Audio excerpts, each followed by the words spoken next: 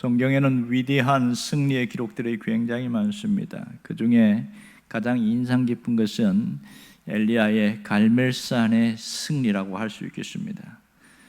아합 왕이 다스리던 이 북이스라엘은 당시에 영적으로 가장 어두운 시기였습니다. 그 배경을 가만히 살펴보면 이 아합 왕이 결혼을 잘못했어요. 결혼을 하면서 아버지가 저 위에 시돈 지방에 있는 엣바알의 딸 이세벨과 결혼을 시켰습니다. 근데 이세벨이 보통 여자가 아니에요. 아주 센 사람인데 그가 결혼하면서 그가 섬기는 신, 우상을 갖고 왔습니다. 그래서 북이스라엘의 사마리아가 수도인데 아예 거기에 수도에 우상들을 절비하게 갖다가 드러났는데 그 중에 하나가 바알신입니다. 이 바알신은 뭘 관장하냐면 하늘의 비를 관장해요. 당시 가나안은 농사를 지었기 때문에 비는 절대적입니다. 누가 하늘에서 비를 내리느냐? 바알신이 내린다. 그 가나안 사람들은 다 그렇게 믿고 있었고, 특별히 북이스라엘의 이 아합 왕도 거기에 물들어 있는 거예요. 자, 비가 오지 않는 문제는 심각한 문제입니다. 신이 진노를 했든지 아니면 신이 출타를 했든지 둘 중에 하나입니다. 하나님은 이 상황에서 엘리야를 보내서 이제 하늘에서 비가 오지 않게 하겠다. 마치 무려 3년 6개월 동안 비와 이슬을 안 내리겠다고 그럽니다. 자, 비와 이슬이 안 내렸어요. 진짜 엘리야가 그대로 하나님이 말씀하신 대로 선포했지요. 그러면 사람들이 바알이 비를 내리는 신인데 비가 안 오는 건 이건 심각한 문제다. 야, 바알이 가짜인가? 이렇게 생각이 정상이잖아요. 그런데 아합과 당시의 이스라엘 백성들도 무슨 생각하고 있냐면 비가 오지 않는 것은 바알 때문이 아니고 바알을 안 섬기는 소수의 사람들이 있더라. 그 중에 주동자가 누구냐? 엘리야다 이러는 겁니다. 또 하나는 가만히 봤는데 엘리야가 하늘을 향하여서 비가 오지 않도록 저주를 했다는 거예요. 저주의 기도를 했다. 그래서 안 온다. 이렇게 돼버렸네. 그래서 이 아합 왕이 엘리야를 수색해서 잡아내라. 온 전국에 수색령을 내린 거예요. 이렇게 되어버렸습니다. 사람이 뭔가 자기가 믿는 것이 잘못된 것을 생각하지 않고 이것이 다른 원인에서 있을 것이다. 방향을 돌려버리는 것. 완악한 사람들의 대표적인 모습입니다. 그렇게 해서 비가 오지 않다가 중간에 거짓 선지자들은 바알 선지자 450명과 갈멜산에서 대결을 벌이잖아요. 결과는 우리가 잘 알고 있습니다. 그들은 정말로 하늘에서 불이 떨어지기를 원했지만 불이 내리지 않았습니다. 그러나 엘리야는 단번에 기도로 하늘에 불이 떨어져서 제단을 불사르고 하나님이 참신인 거 알려줬잖아요. 그 다음에 하나님이 뭘 얘기하냐면 이제는 이 모든 것이 다 이 죄가 소멸됐고 정리했으니까 비를 내리겠다고 했습니다. 이것을 알고 엘리야가 갈멜산에 다시 올라가서 기도를 합니다. 자, 불과 며칠 전에 거기에서 하늘에서 불이 떨어지게 했던 그 갈멜산에서 똑같은 산에서 이제는 비가 오기를 위하여 기도하고 있습니다. 자, 우리가 지난 주간에 이 엘리야의 기도에 대해서 자세히 함께 살펴본 적이 있어요. 그래서 이 엘리야가 어떻게 기도했는가 하는 것을 잘 알고 있습니다. 참 고마운 것은 엘리야의 모습을 보면서 위로를 받아요. 만일 엘리야가 단번에 비가 내리게 했다 이러면 우리의 기도는 별것 아니구나 이런 생각을 할 가능성이 굉장히 많아요. 그런데 엘리야가 정말 기도하고 또 기도하고 또 기도했는데 결과는 응답이 안 오는 거예요. 응답이 안 와요. 오랜 시간 동안 기도했는데 응답이 안 왔습니다. 이것은 정말 기도를 하는 사람들에게 큰 위로를 주고 있어요. 그렇지 않다면 내 기도는 왜 응답이 안 될까? 자괴감을 가질 수밖에 없는 그런 상황입니다. 이 과정에 대한 부분들은 우리가 자세히 잘 살펴보았습니다. 그가 기도한 다음에 사환을 보내지요. 저 지중해 건너편에 뭐가 있는가 한번 봐라. 그랬을 때에 6번 동안 하는 같은 말이 뭐였어요? 아무것도 없나이다 이럽니다. 아무것도 없나이다. 이때에 엘리야는 무슨 생각했을까요? 당연하게 여겼을까요? 이상하게 생각했을까요? 당연히 이상하게 생각했겠죠. 자, 기도 시간만 해도 갈멜산에서 기도한 그 시간보다 훨씬 긴 시간 동안 한 번의 기도에 긴 시간을 그렇게 할애해서 기도했는데 응답이 없어요. 응답은 뭘로 나타났습니까? 무응답으로 나타났어요. 아무것도 없나이다. 이상하네. 왜 똑같은 갈멜산에서 기도하는데 응답이 안 올까? 하늘에서 불이 떨어지는 게 쉬워요? 비가 오는 게 쉬워요? 당연히 비가 오는 게 쉽죠. 그건 자연 현상이니까. 불이 떨어지는 것은 정말 전체 이변이죠. 있을 수 없는 일인단 말이에요. 그런데 불은 쉽게 떨어졌는데 비는 더디 오는 게 이게 이해가 되지 않습니다. 이 엘리야의 응답 과정 속에서 저는 이런 생각을 해봤어요. 왜 이렇게 더디게 응답을 하셨을까? 아마도 하나님이 우리에게 어떻게 기도해야 되는가, 그런 것에 대해서 교훈을 주려고 하는 것이 아닌가 생각을 해봅니다. 사실 우리가 기도하다 보면 응답이 되는 것보다는 안 되는 게 훨씬 많거든요. 그랬을 때에 누구를 바라보라는 거예요? 엘리야를 바라보라는 것이고, 또 하나는 어떻게 기도하라는 겁니까? 엘리야처럼 기도하라. 이 두 가지가 하나님이 우리에게 이 엘리야의 기도 속에 주시는 메시지다, 이런 생각을 합니다. 그런데 엘리야는 어떻게 했어요? 7번까지 기도했단 말이에요. 지난번에 그 얘기했죠. 7번이라는 숫자는 마지막까지, 이런 뜻이라고 그랬습니다. 자, 기도의 시한은 응답이 올 때까지, 이게 기도하는 자가 갖춰야 될 자세다, 그런 얘기를 했습니다. 그러면 기도하는 동안에 해야 될 게 뭐냐? 인내해야 된다. 그것이 중요하다는 얘기를 반복해서 강조한 적이 있습니다. 자, 그랬을 때 7번째에 다시 기도하고 보냈더니 무슨 일이 생겼어요? 비는 안 오고 손만한 작은 구름이 있나이다. 사람의 이 손바닥만한 구름만 보였다는 거예요. 많은 사람들이 이렇게 내가 기도했는데 세상에 소낙비 한 방울만 뚝 떨어져도 내가 믿겠는데 그것도 아니고 그저 손바닥만한 구름이 있다. 이걸 믿은 사람이 얼마나 있겠어요? 얼마나 실망이 되겠냐고요. 이것은 우리가 기도할 때에도 똑같이 일어난다, 이걸 보여주고 있습니다. 그런데 엘리야는 그걸 보면서 뭐라고 생각했어요? 하나님의 빗소리다. 그 시각적인 손바닥만한 구름을 보면서 하나님의 비라는 것을 보았어요. 그리고 그가 믿은 대로 얼마 후에 바로 비가 쏟아지기 시작하는 겁니다. 이 놀라운 사건을 보여주고 있는데 엘리야는 급히 사환을 보내서 저 옆에 있는 아합 왕에게 빨리 이곳을 지나가게 해라. 비가 올 거다. 그 비가 온다. 이런 얘기를 했단 말이에요. 그러고 나서 아니나 다를까 비가 툭툭툭 떨어지기 시작하는 거예요. 그런데 그 다음 엘리야의 태도입니다. 오늘 우리가 46절을 읽었는데요. 지금 마차를 타고 이 마부가 이 왕을 태우고 지금 이스라엘로 궁전으로 가고 있단 말이에요. 지금 이 갈멜산에서 이스라엘까지 달리고 있어요. 그런데 엘리야가 달리기를 하는데 마차 앞에서 달려갔더라, 이런 얘기를 하고 있습니다. 여러분, 이 성경을 읽으면 무슨 생각이 듭니까? 이상하네. 어떻게 사람이 이렇게 말보다 빨리 달릴 수가 있을까? 또 하나는 엘리야는 왜 이렇게 달리기를 했을까? 이런저런 생각을 하게 되어집니다. 정말 이해할 수 없는 것은 빗속을 갈로지르면서 달리는 엘리야의 모습이 참 이해가 되지 않아요. 여기서 우리가 의문점을 갖는 것은 사람이 말과 달려서 누가 이기냐는 거예요. 이건 말이 이기는 것이 당연한 얘기거든요. 그래서 제가 한번 찾아봤어요.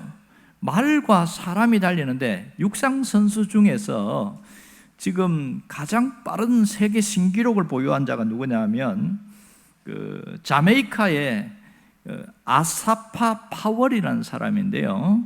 이 사람은 100m 기록이 뭐냐면 9초 77이었어요. 엄청나게 빠릅니다. 그런데 일반 우리 경주마들 있잖아요. 경주마들 일반 보통 200m 트랙을 도는데 200m 트랙을 돌면서 약간 10초에서 12초에서 딱 도착한답니다. 그리고 우승하면 10초에 우승한단 말이에요. 200m 돌면서. 그러면 100m에는 5초에서 길어봐야 6초밖에 안 걸린다는 거예요. 2배의 차이가 나는 거예요. 최고로 빠른 사람이 달리는데도 말이 2배나 빨라요. 그런데 재미있는 기록을 제가 한번 뒤져봤는데요. 영국의 웨일스 지방에서 말과 사람이 달리는 경주하는 그런 대축제가 있어요. 말과 사람이 달리는데 이제 트랙이라 어느 코스가 있는데 약간 몇 미터냐면 35.4km, 우리나라로 하면 35.4km를 그다음 산과 기슭과 뭐 조금 계곡을 넘고 평지도 가고 이렇게 하는데, 이제 말은 마부가 이제 이게 말을 타고 그렇게 가고 있고, 그다음에 사람, 빠른 사람이 이제 그 길에 달리게 해서, 그런데 상금이 엄청나요. 우리나라 돈으로 4,500만 원인데, 놀라운 것은 2004년도에 이 한 사람, 롭이라는 이 한 청년, 27살 청년이 달리기 해서 이겼어요. 롭이 달려서 이 기록을 2시간 5분 19초에 돌파를 했어요. 근데 이 말이 바로 2분 후에 도착을 했어요. 대진기록이 벌어졌어요. 아무도 생각하지 못해요. 25년 동안 그 축제를 하면서 처음 이긴 거예요. 세상에 말을 이긴 사람이 있다. 그래서 어마어마한 상금과 명예를 걸머쥐고 이 사람이 일약 스타가 되어버린 그런 사건이 2004년도에 있었어요. 자, 그런데 엘리야는 이런 경주를 하는 마라톤 선수도 아니에요. 그는 선지자입니다. 그리고 왕을 피해서 여전히 3년 동안 숨어 있다가 나온 사람입니다. 이 사람이 어떻게 말과 경주에서 지지 않고 말보다 앞서갈 수 있었을까? 이해가 되지 않지요. 오늘 성경에는 그 답을 이야기를 해주고 있는데, 뒷부분에 뭐라고 나오냐면 여호와의 능력이 엘리야에게 임함에, 이렇게 말합니다. 여호와의 능력이 임한 결과다, 이렇게 이야기를 하고 있습니다. 그러면 우리가 충분히 이해가 되지요. 여호와의 능력이 임했다는 것은 하나님이 이 엘리야와 함께 했다는 증거인 것을 알 수가 있습니다.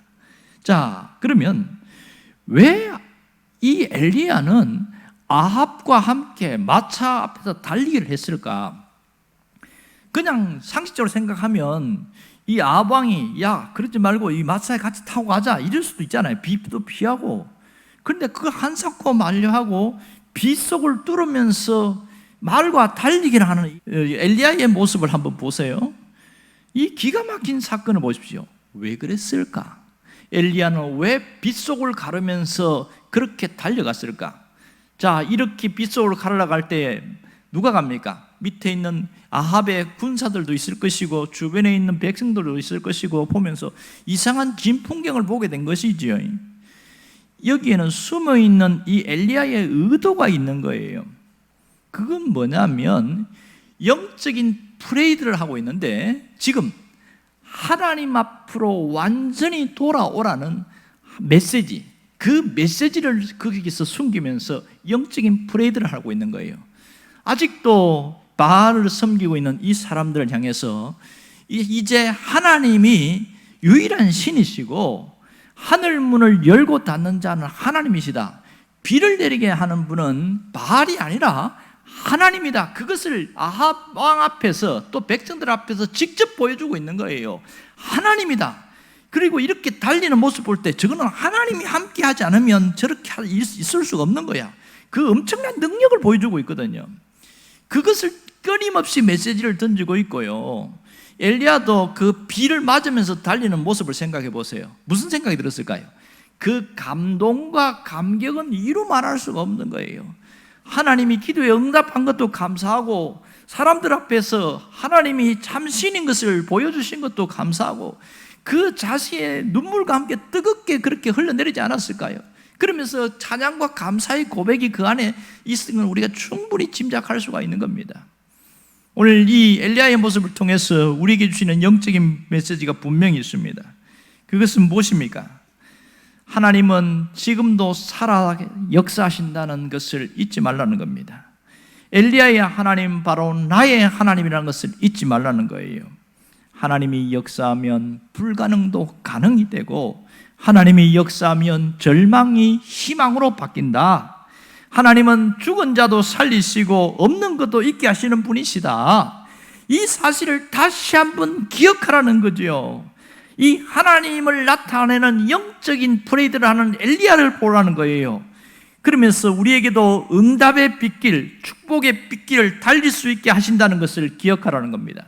지금은 메마른 땅을 걸어가는 것처럼 보이고 하늘문이 닫힌 것처럼 보일지라도 분명한 것은 하나님이 우리의 삶 속에 하늘문을 여신다는 거예요. 응답의 비를 내려주신다는 것을 우리가 알아야 됩니다. 이것을 기억하고 엘리야처럼 그렇게 살아가라. 응답의 체험을 하고 확신을 갖는 자로 살아가라. 그 얘기를 하고 있는 겁니다. 자, 여러분, 우리의 현재의 모습을 보십시오. 과연 그러면 엘리야처럼 우리가 얼마나 살고 있느냐? 정말 엘리야가 믿은 그 하나님을 내가 100% 믿고 그렇게 살아가느냐? 사실은 우리가 저마다 편차는 다르지만 하나님이 응답하신다는 것을 믿고 있어요. 문제는 이전에 하나님의 응답하심을 믿고 감격하고 감사도 하고 했는데 시간이 지나면서 희석돼 버리는 경우가 많습니다. 과거는 과거로 지나가 버리고 현재의 문제 앞에서 계속 고민하고 갈등하고 또 기도하고 기도하면 기도한 만큼 낙심하고 그런 일이 얼마나 많은지 몰라요. 제가 오늘 어떤 분의 책을 읽으면서 그런 부분을 서문에서 나왔던데 자기가 기도해도 그 절박한 기도인데 응답이 안 되는 거예요. 근데 그분이 쓴 표현이 뭐냐면 내가 기도하면 기도할수록 더 낙심이 되더라 이런 얘기를 하는 겁니다. 응답이 안 되니까 그게 정말 가슴에 크게 와닿았어요. 기도를 더 많이 한 만큼 낙심이 오는 거예요. 응답 안 되는 사실의 문제입니다. 여러분, 우리 인간은 참 망각의 동물이다 이렇게 표현합니다. 우리가 아픈 기억이든 좋은 기억이든 잊고 살아가더라. 그래서 1년에 한 번씩 망년회도 하고 하는 이유는 나쁜 거 다 이 세월의 강물에 잊어버리고 새날을 준비하자 뭐 그런 얘기가 되겠지요. 그런데 참 안타까운 게 뭐냐면요, 잊지 말아야 할 것은 잊고 살고 잊어야 하는 것은 안 잊고 살아가는 사람이 굉장히 많습니다. 그 중에 하나가 은혜를 받은 것, 도움을 받은 것, 그런 것은 평생 간직하고 살고 누가 나에게 상처를 주고 나에게 자존심을 건드리고 이런 것은 싹 잊어버리고 이렇게 살아야 되는데 반대로 사는 사람이 있다는 게 안타까운 일입니다. 그래서 이 반대로 살아가는 사람을 어리석은 사람이다 이렇게 말합니다. 지혜로운 사람은 누구냐? 꼭 잊지 말아야 할 것은 끝까지 가슴에 간직하고 살고 잊어야 될 것은 빨리 잊어버리고 살아가는 사람이다 이렇게 말합니다. 여러분은 어떤 사람이냐 한번 돌아보시면 좋겠어요. 왜 그러면 우리가 어리석은 자처럼 그렇게 살아가는 경우가 많으냐는 거예요. 왜? 내가 어리석은 사람이라고 나는 말할 수 없는데 왜 그 모양으로 살아가느냐? 원인이 여러 가지가 있는데요, 그 중에 한 가지만 들자면 신앙의 이원화입니다. 신앙과 삶이 분리된 모습 때문에 그래요. 신앙과 삶이 갈라져 있다 보니까 이것이 이렇게 되어지더라. 어떤 분이 그렇게 분석을 내려놨어요. 무슨 얘기냐면 교회 예배당에서 하는 말과 예배당 밖을 나가서 하는 행동이 다르더라. 너무나 다르더라. 예배당 안에 오면 진짜 천사보다 더 믿음이 좋은 사람으로 그렇게 살아가는데 예배당 문을 나가서 사는 거 보면 하는 거 보면 너무너무 다르다는 거예요. 왜 그렇게 사냐? 이게 신앙의 이원하거든요. 왜 이렇게 되었을까? 그 원인은 몇 가지가 있는데 하나는 자각하지 못해서 그래요. 자각하지 못해서 내가 이렇게 사는 것이 심각한 문제가 있다는 것을 인지하지 못하면 예배당 안에서만 성령 충만한 거예요. 내가 그 밖에서도 바르게 살아가려고 이게 신앙인의 삶이다 그렇게 마음먹은 사람은요 하나가 되려고 몸부림을 치는데 그런 게 없어져 버린 거예요. 왜 그랬을까? 다른 사람 보니까 뭐 다 비슷하게 살아가니까 그게 맞나 보다. 이게 그냥 일상화돼 버린 거예요. 또 하나는 자꾸만 자신이 타협하다 보니까 환경과 타협하고 현실과 타협하고 내 성격과 타협하다 보니까 어쩔 수 없이 분리된 삶을 사는 거예요. 어쩔 수 없이 거짓말하고 어쩔 수 없이 남을 속여대고 어쩔 수 없이 성질내고 욕하고 뭐 자꾸 이것이 내 문제가 아니고 환경이 어떻고 저 사람이 어떻고 이러다 보니까 사람이 안 바뀐다는 거예요. 어리석은 자처럼 살아가게 되더라. 이런 얘기를 하고 있는 거예요. 환경 탓, 사람 탓, 자꾸 성격 탓, 이런 게 가장 큰 문제입니다. 그러다 보면 우리가 횟수는 넘어가는데 신앙이 자라지 않는 거예요. 이게 안타까운 일이지요. 여러분, 하나님이 우리에게 원하는 것이 있습니다. 그것은 엘리야처럼 영적인 프레이드를 펼치면서 살아가는 자가 되기를 원하는 겁니다. 우리가 엘리야처럼 그렇게 영적인 프레이드를 펼치려고 그러면 내가 가진 이 믿음을 가지고 다시 결단하고 일어나려고 하는 그 중요함이 있어야 됩니다. 그게 뭐냐면 내가 하나님께로 돌아가자, 그 마음이 있어야 된단 말이에요. 하나님께로 돌아가자. 이스라엘 백성들은 하나님을 완전히 버린 게 아니에요. 바알과 여호와 사이를 왔다 갔다 했어요. 그래서 갈멜산에서 엘리야가 뭐라고 그랬습니까? 너희가 어느 사이에서 머뭇머뭇하느냐? 바알이 하나님이면 바알을 섬기고 여호와가 하나님은 여호와를 섬기라, 한쪽을 선택해라, 이러면서 강하게 이야기를 하잖아요. 우리가 비슷하게 살아간단 말입니다. 세상과 하나님 사이를 왔다 갔다 하고 또 머뭇거리고 있고, 이런 일들이 얼마나 많은지 모릅니다. 정말 중요한 것은 이 모든 것을 정리하는 것이 대단히 중요합니다.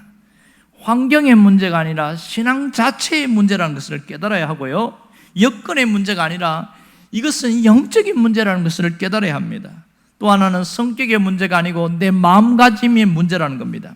내가 세상을 사랑하고 있기 때문에 하나님과 세상 사이로 왔다 갔다 하고 있다, 그것을 깨달아야 된다는 겁니다. 그래서 하나님께로 완전히 돌아가는 것, 그것이 대단히 중요한 거예요.